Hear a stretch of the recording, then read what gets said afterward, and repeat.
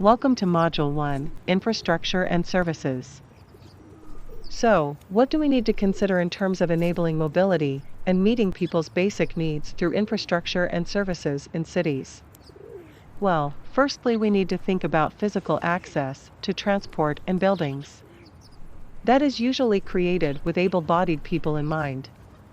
But what about people with physical, sight, or hearing impairments? What about parents trying to get around with several young children?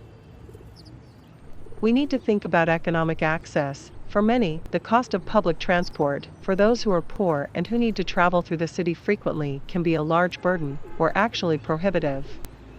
And what about the cost of basic services?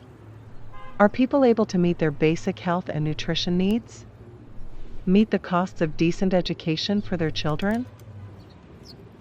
Then there is geographic availability. What are the locations and distribution of education, health and employment services? Is transportation, street lighting, sewage, electricity and clean water equally available to all? And we should think about social factors which exclude certain groups from services and opportunities. There are many deeply rooted discriminatory attitudes, behaviors and norms that affect the ability of marginalized groups to fully participate in and benefit from life in the city. These norms make some groups largely invisible to most city dwellers and to policymakers. And, when they are visible, they are often deprioritized or ignored. Lastly, we need to think about political participation. Do all city residents have equal opportunities for voice and influence in the planning of infrastructure and services? Are government policies promoting equitable access and outcomes in cities? These different dimensions can help us understand why improving inclusion in cities is complex and marginalization persists. From a governance perspective, addressing these can be challenging. Infrastructure and service plans need to be based on evidence.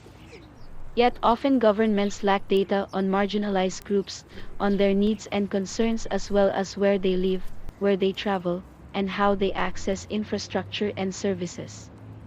Insufficient revenue or funds to invest in improved infrastructure and services is an ongoing challenge for local governments.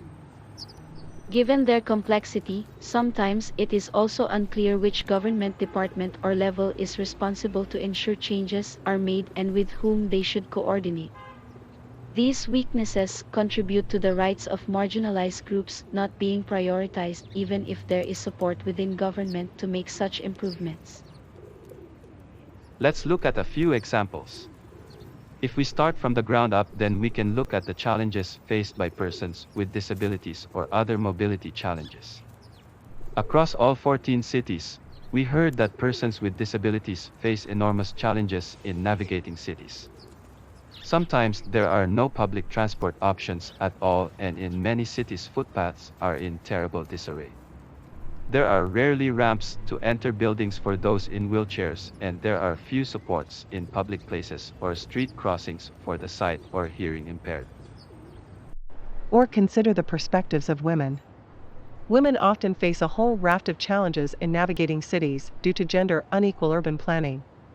Examples of urban infrastructure issues that disproportionately affect women include a lack of pedestrian pavements, inadequate lighting in streets, insufficient bus stops with long walking distances from people's homes or to and from schools, supermarkets, and health centers. In recent years, the issue of sexual harassment on public transport in cities throughout Asia has received a lot of attention, but little change has happened to prevent it.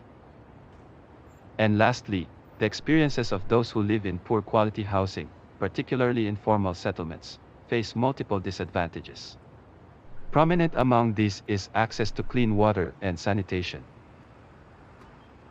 The drivers of these problems are highly contextual. We'd like to start today's session, therefore, by unpacking some of the inclusion problems in specific places.